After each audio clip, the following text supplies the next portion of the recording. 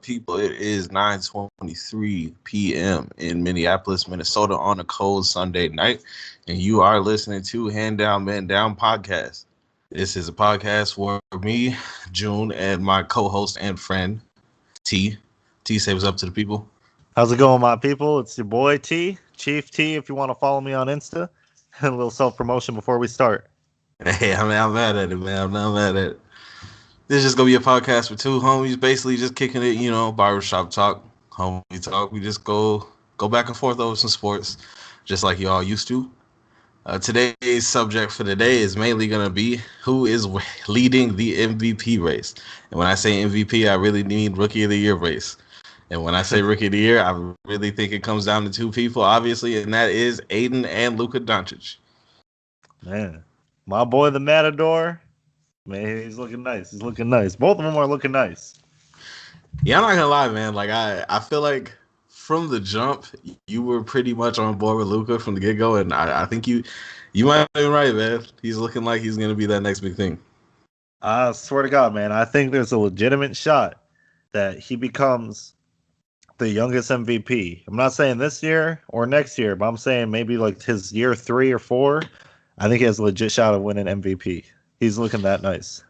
Yeah, I mean, I ain't seen a Rookie of the Year race like this in a long time, and I haven't seen a rookie season in a long time like Luka's having right now. Like, what he's doing with the Mavericks is special. I didn't think he was going to be good enough to have them in the playoff race. I mean, I thought he'd give up good numbers, but not actually affect winning so fast. Yeah, no, he's I don't know. I expected him to look nice on paper, but not translate to anything. But he's looking good on paper, and he's translating very well. I think like there's a legitimate argument that he could be an all-star like as soon as like this year, if not next year. Honestly, the thing I'm most impressed with and surprised by, I didn't think he would be able to get his shot off against good NBA defenses so effectively. I really thought that foot speed was going to slow him down a lot. No, without a doubt. I'm not going to lie, I thought like he was going to be a little too slow to keep up with NBA pace, but he's doing really well. And even defensively, like he's not all the way there yet, but he's looking a lot better than I originally thought when I first heard of him. Yeah, he's not all the way there yet, but he gives effort on defense, which is, I mean, that's all you can ask. Yeah, not I mean, gonna lie 19. though, man. Sometimes it does look like he's like walking in cement. Mm-hmm. Like he's not a very quick guy on the feet. No, that's not his game. His game is not like extreme athleticism. Like he's obviously like athletic, but he's like 6'8", and then he's just super smart and makes the right play. He's got a pretty solid jumper, pretty good at finishing around the rack. Like I don't know, I think he's got a lot of potential to be something great. But I'm not trying to just hop on Luka all night. We also got to talk about your boy too, Deandre Ayton. Deandre Ayton. You heard it here first, man. Like, I know Luka's having a crazy rookie season. I know he is. He's playing really good. He's playing out of his mind. He's leading his team to wins. But I really do think DeAndre Ayton is going to be the next great big man in the NBA, a la Joel Embiid in that type of tier, man. He just looks like he's got all the intangibles. He's got stuff you can't teach. 7'1", 250 as a 19-year-old. Athleticism, touch. Like, I think it's just a matter of time before starts taking over the big men. It's definitely possible. We're about halfway through the season with him. He's played about 40 games. He's looking good. 17 points, 11 boards, 2 dimes. You know, nothing crazy, but when you take in the fact he's only 40 games into his NBA career and he's already shooting 61% from the floor, exactly. He's doing some crazy numbers, man. Like, it's not translating to winning the same way Luka is, but he's looking good.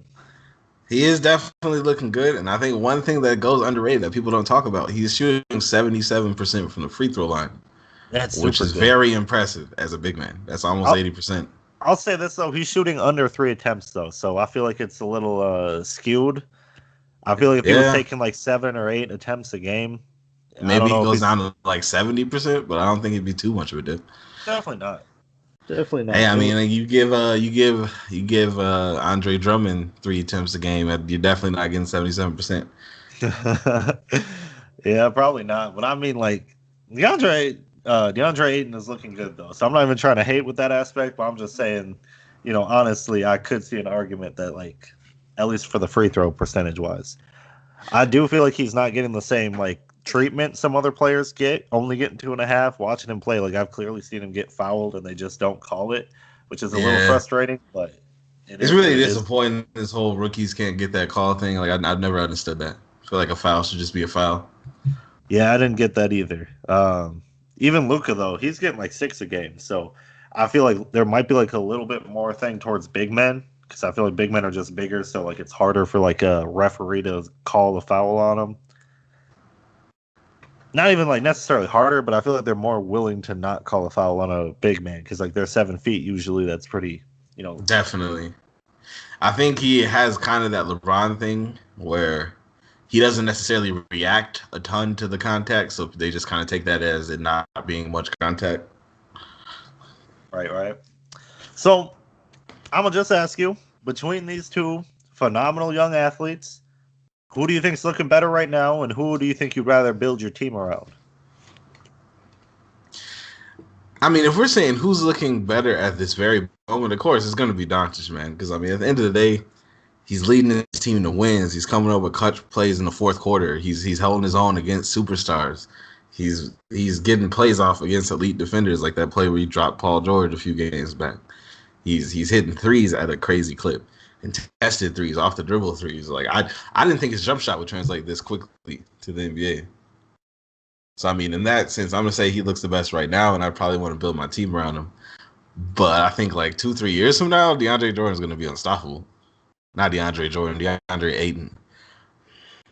Not to say that Yeah. Luka won't also be unstoppable. I mean, you can't teach 7-1 athletic. No, I agree. I definitely agree, and I feel you. Uh, I just think Luca, like the way he's already playing at the age of 19, this man is not legally allowed to drink in America. He's not legally allowed to rent a car. He's barely even allowed to smoke cigarettes in certain states, my guy. But he is looking like an Facts. all-star. He's looking like a legit, like, I believe this man could be a top 5 player, probably top 3 player in his prime when he's 25, 26 years old. Definitely. He definitely could. But I mean, I don't think that DeAndre Ayton couldn't also do have that type of impact on the team though, man. I really because like when you think about it, he's putting up 17, 11, and 2 on 61% shooting from the field with no point guard. No actual legitimate NBA starting point guard, which is super important, especially when you're a big man because you can't affect the game as much as a wing player like Doncic who has the ball in his hand most of the time. I can see that, but I also see And on top of like that, I eight. mean, Aiden has. Well, if you want to just go for team versus team comparison, Aiden is in a much worse situation than Doncic is, hands down. Yeah, no, I would definitely rather have the Mavericks team than the Suns team for right now at least. But you got to think about it. It's not like the Suns is just packed with a bunch of scrubs. Like they had Trevor Ariza, they have Devin Booker, Ayton. Mind you, Uh, though, Trevor Ariza was playing horribly on the Suns. He didn't even care. he was definitely, but So I I feel like mean, part of the reason. it's not like Rockets Ariza out there. Like this is a guy who's just showing up to clock in to collect the check.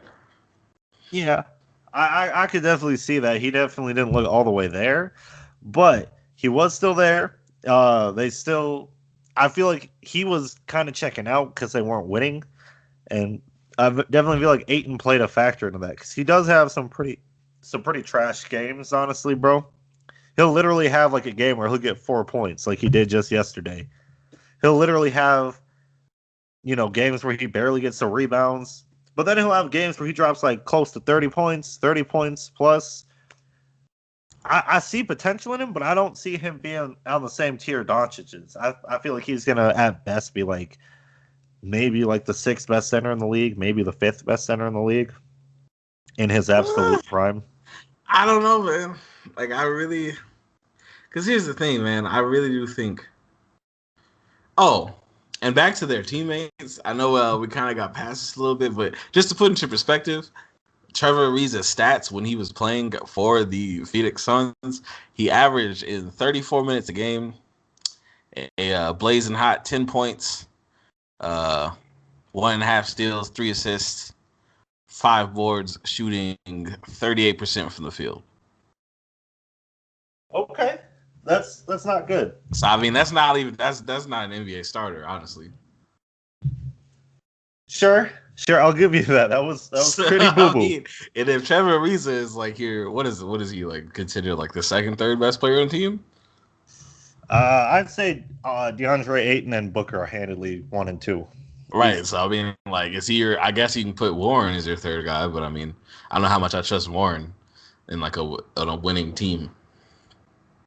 He's one of those guys you could throw in there for putting up empty stats on a bad team.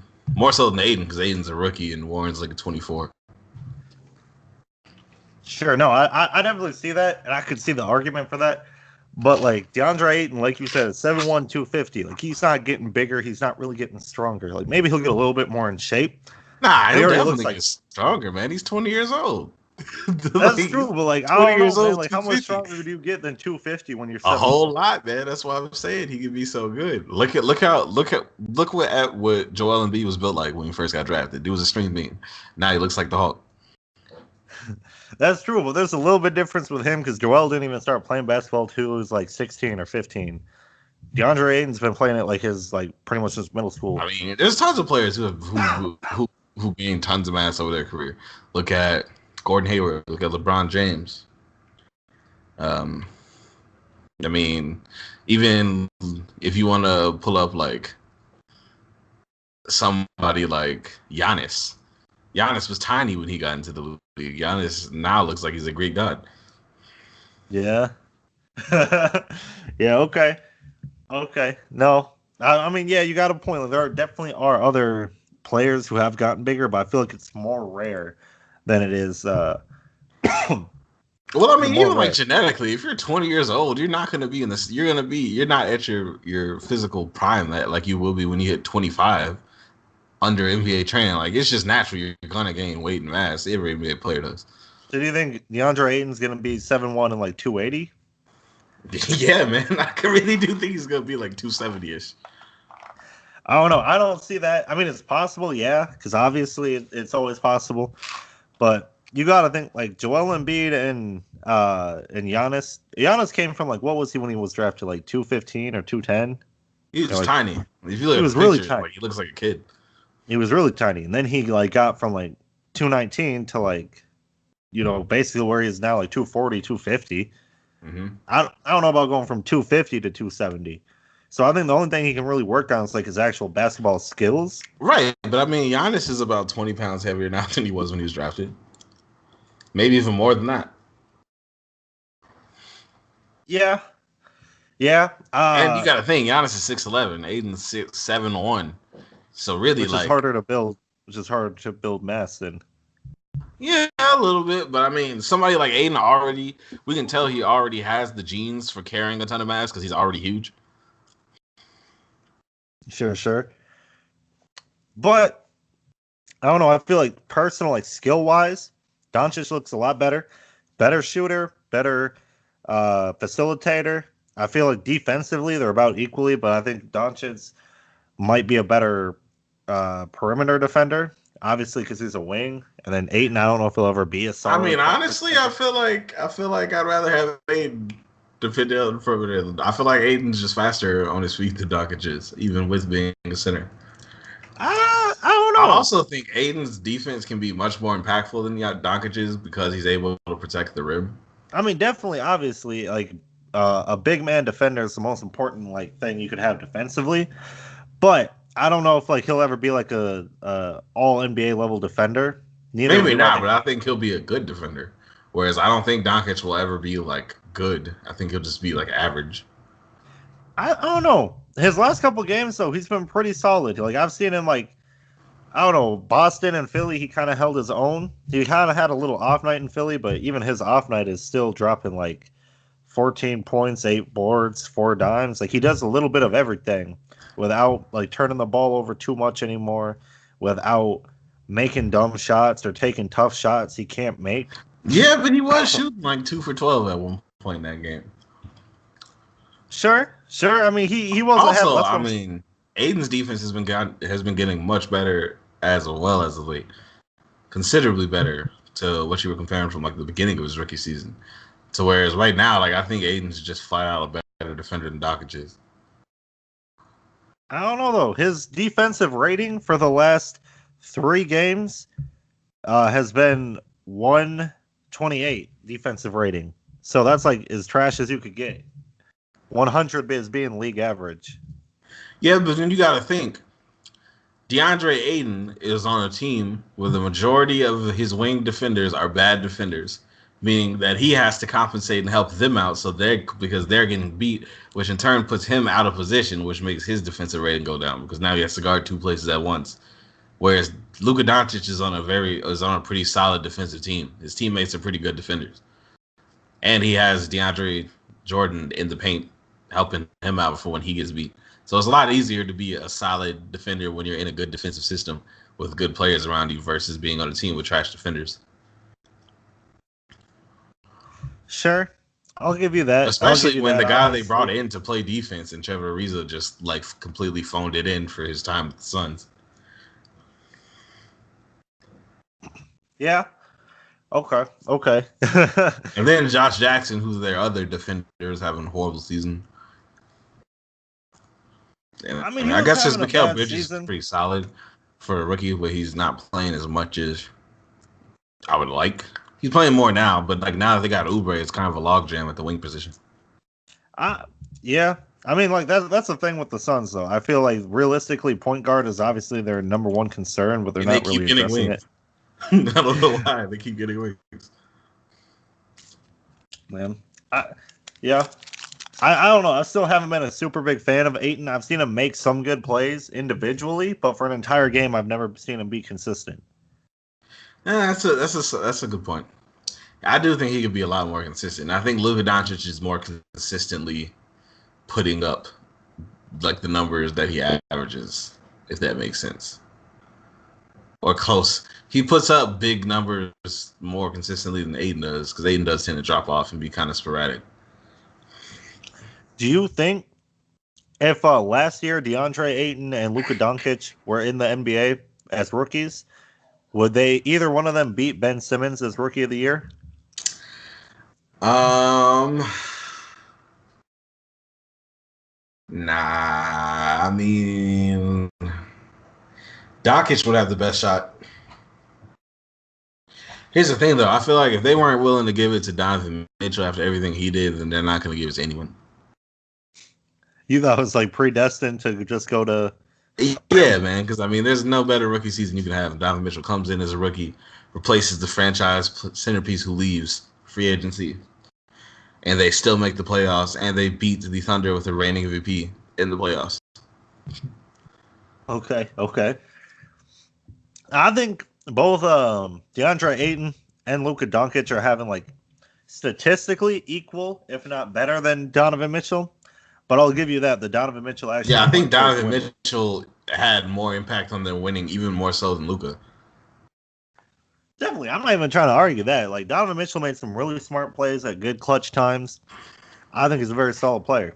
And speaking of Donovan Mitchell, we'll see how he's having his sophomore slump after putting up a ridiculous rookie season. You think that's something that could happen to Luka? I mean, it could happen to anybody. We've seen it with Tyreek Evans. We've seen it with even Ben Simmons, too. He won Rookie of the Year. He's basically putting up the exact same numbers as he was last year, and his team's not looking that much better, even after adding Jimmy Butler as well. That's true. So, I feel like anyone can have a sophomore slump. Anyone can basically peak when they're a rookie, but I feel like that's not the norm. I feel like that's pretty rare. Jason Tatum's also having a rookie slump. He's kind of getting out of it, or a sophomore slump, I'm sorry. But I think both of these guys are looking nice. I just don't see DeAndre Ayton being more than like a top 15 player at his peak. Man, top 15? That's kind of... Because you got to think, man, who's the 15th best player in the NBA right now? Maybe like DeMar DeRozan. Maybe, yeah, I'd probably say like DeMar.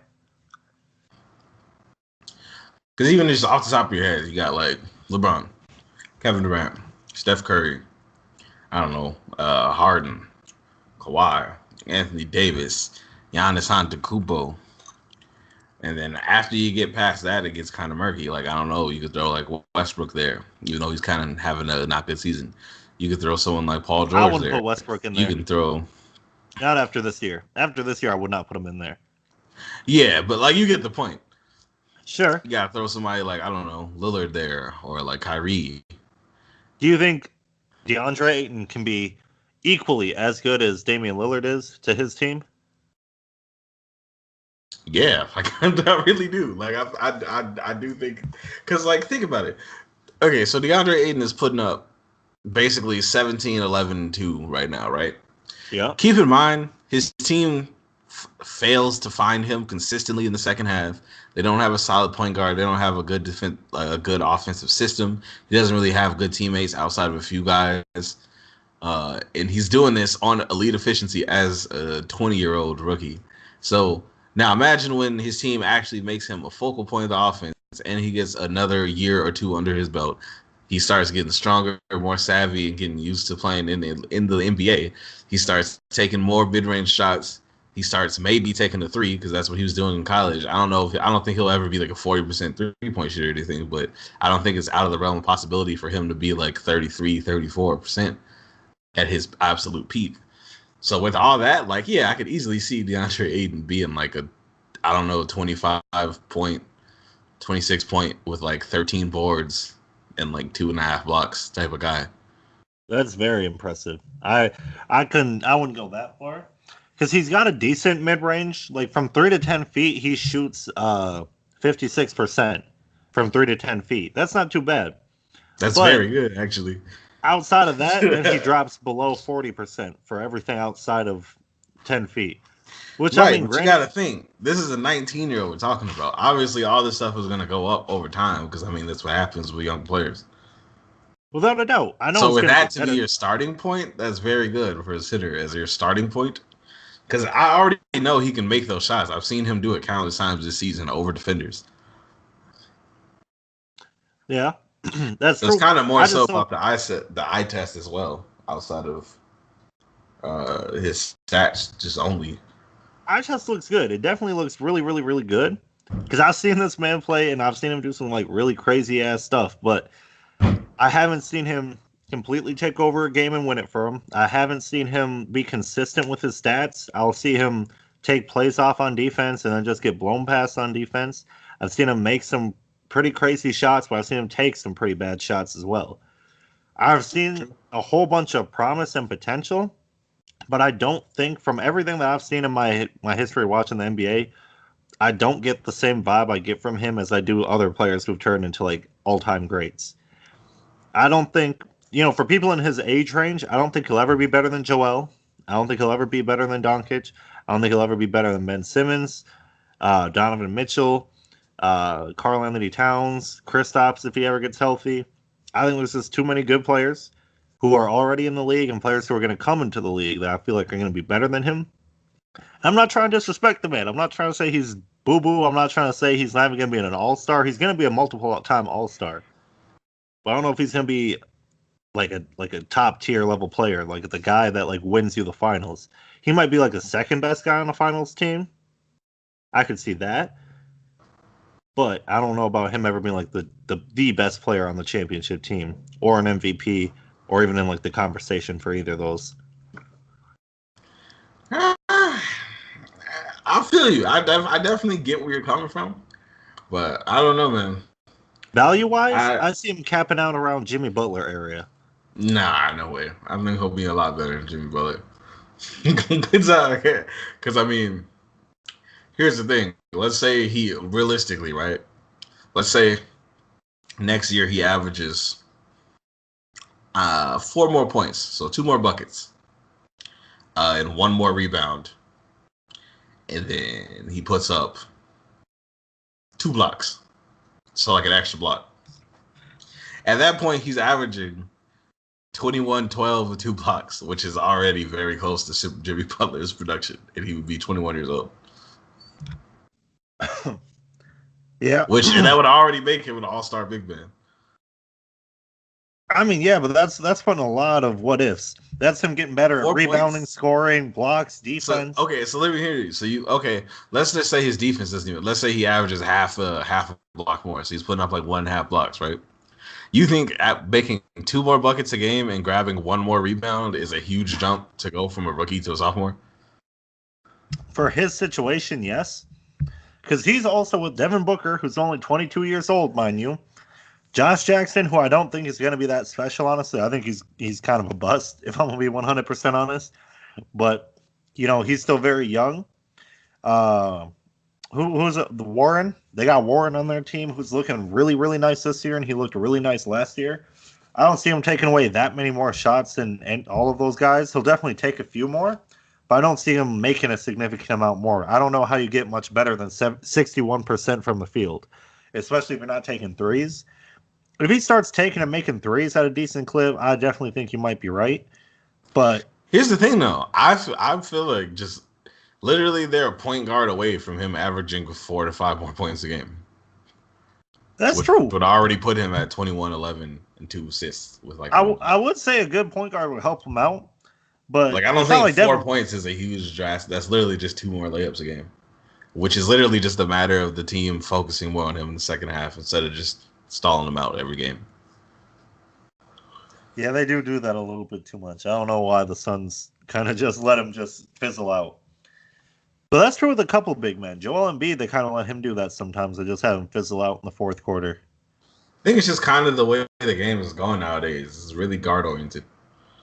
It is, but I feel like that's kind of dumb, too, especially when you got someone like DeAndre Ayton or Joel Embiid. I feel like you could just have them dominate the low post, get some easy buckets, and then call it a W. Yeah, it's true. Yeah, because personally, I mean, if DeAndre Ayton started doing that more, I'd probably have a lot more faith and love for him. But I don't know. He's already taken 12 shots a game. That's not bad at all for a rookie. I think he's probably starting to take a few more shots per game since he's been right. Now let's say we dump that 12 shots up to 15 shots, so 3 more shots. Yep. Shooting 61% from the field. I mean, 3 more shots is enough to have him over 20 a game, which is 3 more shots a game. Also, is not a lot at all. Like, it's not a huge increase. And again, getting a point guard would do all of that for you. It doesn't even have to be a crazy good point guard, just a starting level point guard. Okay. Well, taking it back to Doncic, what do you think about him? He's got Dennis Smith Jr. as his starting point guard right now. Yeah, but for all intents and purposes, Luka Doncic is a point guard. Dennis Smith Jr. is just a scorer who plays the point guard position. I agree with that. I feel like he's a point guard who's 6'7", 6'8", and he's more used as like a power forward who just runs the ball up court sometimes. Because he's not he is a phenomenal passer. Like, he's not bad at it by any means, and he probably could start as point guard for most teams. But I've seen Dennis Smith Jr. go up and take the ball up court a lot, and I see him initiate the offense a lot more. Yeah, but I feel like Luka Doncic's best position is at the point guard, which was shown when Dennis Smith was out. Also, I think Dallas is shopping Dennis Smith Jr. anyway. I don't think Dennis Smith Jr. is going to be a part of their long-term plan. He's going to get traded out of there pretty soon. He definitely won't be part of the long-term plan. I don't think he's really good enough for them to hope that him and Doncic are the future. Doncic is the future for them, without a doubt. Also, Luka Doncic is the first option for the Mavericks, whereas Ayton is the third option behind Warren and Booker. I think he's getting more shots than Warren, ain't he? I don't know. I don't think so. Look. All right, yeah, because I know, Devin Booker's taking about 20 shots a game this season. DeAndre Ayton's taking 12.2. So it's not like he's not getting the ball. It's just, I don't know. TJ Warren is shooting 14 shots a game. Damn, I guess he is a third option. So I mean, as a third option, he's averaging 2 less points a game. Well, but hold on though. How about for the last couple of games? Because the last couple of games, DeAndre Ayton's been on a tear. Let me look that up. Tell you, man, they need to give that man the ball. They do. He's a bad man, but you telling me he's gonna be able to do some next level shit, some. Yeah, man. Yes, he's 20, man. He's 20 years old, and he's already doing some next level rookie shit. I think 17. Like, okay, like let's just like take back the reins a little bit. I just want to like to harp on this because I feel like this is being lost in translation right now. 17, 11, and 2 on 61% shooting is not normal for a big man. Like that's not normal for a rookie big man at all. that's really good. Those aren't normal rookie season numbers. Those are like season veteran numbers. It's definitely good. I just I don't know. It's definitely good, and I see what you're saying. And like, I mean, like number wise, yes, he's having like one of like the best rookie seasons I've ever seen personally. I just think when I'm watching him play, I haven't seen him demand the ball enough to win. I haven't seen him make enough smart defensive moves, and defense is a lot more important for a big man than it is for like a guard or a wing. 100%. I know he's getting up a lot of good rebounds. Part of that is because his team is missing some shots. Because he is also averaging like 3.5 offensive rebounds, so that's pretty good. I think that's one of the higher ones up in the league. But I don't know, from what I've seen from him do and what I've seen from like other big men when they're rookies, I was more impressed by Joel Embiid. I was more impressed by Cat. Jokic as a rookie probably wasn't very impressive because he was like mostly a bench player. Hold on a second. So let me just pull up chronology down the stats because I'm pretty sure Ayton is having a better rookie season than Cat. So I'm gonna need you to explain why you're more impressed by somebody who's having not as good a season. I remember Karl Anthony Towns' rookie stats off the top of my head, man. That man's put up 18 points, almost 11 boards, 2 dimes on some fire efficiency. 44 from the field, 37 from 3, and then like 81 from the free throw line. Yeah, so his rookie season, 18 points, 10.5 boards, 2 assists. And he's putting up 54% from the field, 34% from 3. Yes. Ayton is putting up 17 points, 11 boards, 2 assists, 61% from the field. On less shots, mind you. Yes, less shots. Explain to me like what is I don't get like what the big difference is between those seasons. The biggest thing realistically is Karl Anthony Towns could spread the floor a lot better than Deandre Ayton could, so that opened up a lot more space and helped his other teammates do a lot more as well. And I know the numbers, but like they weren't winning either. They were terrible this rookie year. And he had better teammates. I don't know if he had better teammates. I feel like I guess it was pretty similar. It was pretty similar teammates wise. Matter of fact, no one on his team was better than current Devin Booker is.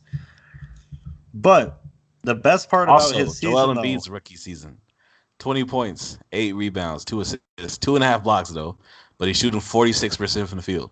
So you really gonna tell me that Ayton's season isn't comparable? Or Joel Embiid also did that in like 25 minutes a game. He did. That's very important.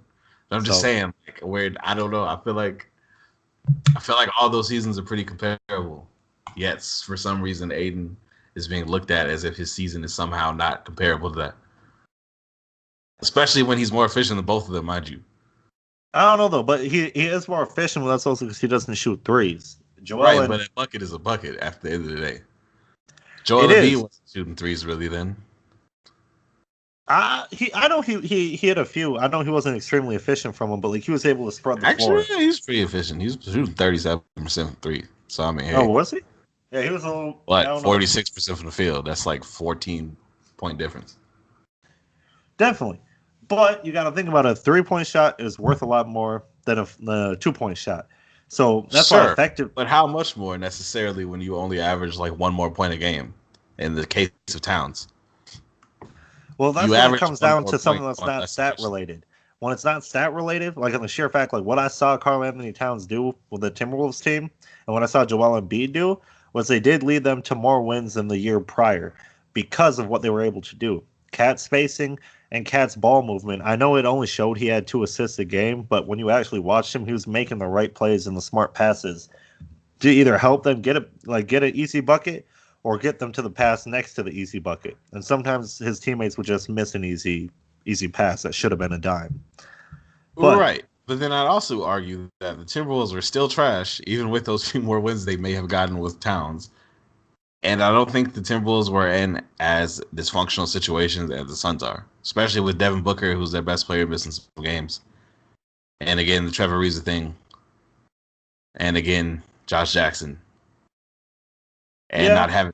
And at the end of the day, the Suns don't have a starting point guard, which is I feel like is very important in this. I feel like Devin Booker's been a pretty solid point guard though. He's been filling Yeah, in. he's not a point guard though, man. He's not a point guard. he's been filling in. He's been pulling his fair Like, share. yeah, he gets his assists, but like it's not the same as a point guard who's gonna run the offense, get the big man, the open pass, good entry passes, is gonna not turn the ball over a lot. He's gonna do the little things, like hit the big man when they're sprinting down the floor or getting back on defense, stuff like that. Good lob passes, making the right reads of the pick and roll. Like I would rather have a normal point guard than Devin Booker doing all that. I agree. Spreading out shots more versus just ISO. But couldn't the same be said with Doncic though? Like if he had like an all-star level point guard or at least a solid point guard, like instead of Dennis Smith Jr., let's say, Doncic is allowed to play power forward or small forward full time, so he doesn't need to run the ball up like a point guard necessarily. Not necessarily though, because I think Doncic's best position is being the primary ball handler, which is what he's shown when he won MVP in the EuroLeague. I don't think Doncic would be best used as a scorer who just plays power forward. He's most dangerous when he has the ball in his hand because he's great at making decisions and being a point guard because he was a point guard. I definitely feel you. I do feel like him being point guard is like very valuable, but I don't know about him being full-time point guard. I feel like him being, part-time, being able to run the ball up the court, being able to play a few plays so the normal point guard can either play off ball. Like if he had I think he needs a point guard who does not need the ball in their hands. Someone like a George Hill or like a Darren Collison. Yeah, if he was able to play with a point guard who can play off ball, I think that would be ideal for him. But he doesn't need a point guard who actually plays point guard and runs the offense because that's what he does. Definitely, without a doubt.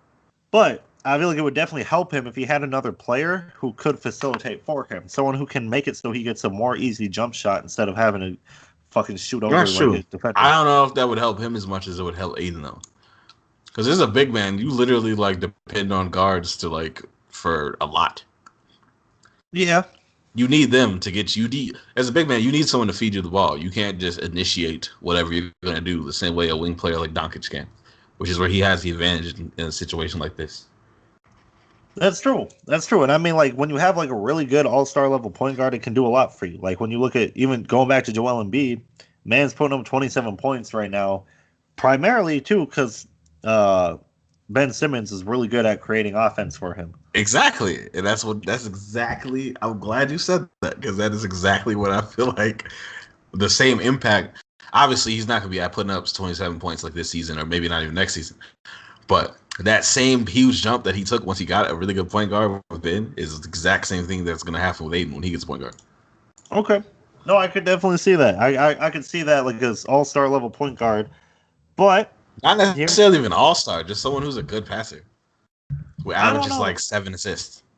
I mean, like, but Devin Booker's averaging 7 assists right now. I mean, like, doing that, like, with not having a lot of turnovers. I mean, Devin Booker's not having that bad of turnover ratio. Oh, yeah, he is. Never mind. I didn't see that. Yeah, he's got 4 turnovers. Yeah. Also, Devin Booker's assists are a little misleading because he gets assists, but not in the same way as somebody like a Michael Conley gets them, or somebody like Chris Paul or Rondo, or even George Hill. Although he's not like a great facilitator anymore, really. But you get the point. Rubio, another example. Even somebody like Rubio would help him out tremendously. I don't know, though. I feel like that spacing would be pretty messed up. It would be. But I don't know. Hasn't Rubio been shooting pretty decently as of late? No, he'll have like a pretty nice stretch, and then it'll kind of even out. Then he always shoots like sub 30% or 30% from the 3-point line. Right. But yeah. He's shooting. Yeah, I mean, he's shooting 33% from 3 this year. It's not great, but it's not terrible. I think that's like right below league average or like on league average. I mean, that's enough to keep the defense honest. That's true. But what do you think about someone like TJ McConnell? If TJ McConnell was the point guard for the Suns. TJ McConnell's solid. I don't think Philly would let them go, though. He is solid. They're going to probably hold on to him is a No, solid. what I was just going with that was back when Joel Embiid was a rookie. His rookie season when he played 30 games, TJ McConnell was their starting point guard. He He averaged played about really good for them too. He did. He averaged 6.5 dimes, and Joel Embiid put up 20 points. And then he got Ben Simmons, and now he's putting up like 27 points. So, do you think TJ McConnell would make DeAndre Ayton go from 17 a game to 20 a game, or maybe even like 24, 23? Yeah, I do. I think TJ McConnell this season, right now, if they traded for him, would instantly make him get like an extra 3 points a game. Okay. All right. No, that's fair. I won't even try to argue with that one. I could Like see I'm that. telling you, man. Like when you're a big man, the only reason I know this is because when I was in high school, I was a big man. And if your point guard isn't the type of point guard who can set you up and get you the ball where you need it, your production is going to be hampered significantly. Versus if you have someone who actually looks for you and makes those reads. Okay. What would you say? Who would you say the ideal point guard next to him is? The ideal point guard, like Chris Paul, but that never happened. Somebody realistically is probably somebody like John Wall wouldn't be bad. I know they were talking about making that trade, but he wouldn't be too bad next day. You think His they shooting should do that might for hurt a the little bit, contract? but nah. I mean, hey, maybe if you gotta take a chance. People don't really like coming as Phoenix. It looks like. Yeah. I don't know. If I were them, I'd definitely consider it. I don't know if I'd jump on it just for the sheer fact, like, you would definitely say at that point, all right, no more free agents, no more bench. We got to hope John Wall wins it for us. At that Somebody point, like Spencer Dinwiddie would be really good with Aiden. that'd be good for a pretty cheap deal. I think he only got one more deal left, or one more year left, right? Nah, he just actually signed that extension with New York or Brooklyn. Oh, did he? I didn't even hear about that. That's good. Good for him, bro. I'm liking him. I liked his game for a minute. Yeah, even when he was that backup for Detroit, he was pretty solid. I remember seeing him on B-Ball Breakdown. Yeah, man. He's not he's not bad by any means. He's not bad. I remember in 2K, I used to think he was trash because he wouldn't do anything for my teams, but actually watching him play is kind of a sight. Yeah, definitely. I I mean, don't know. Yeah, so I mean, good. you do raise some good points. I do think Aiton is going to be a very solid player in this league. I just don't see him ever surpassing Jokic, Embiid, Cat. I think that might be it. I think maybe those are like the only three. So maybe I guess he would be a top 5 center. Maybe like be number 4 or 5. Right. Anthony Davis, if you consider him a center. Yeah.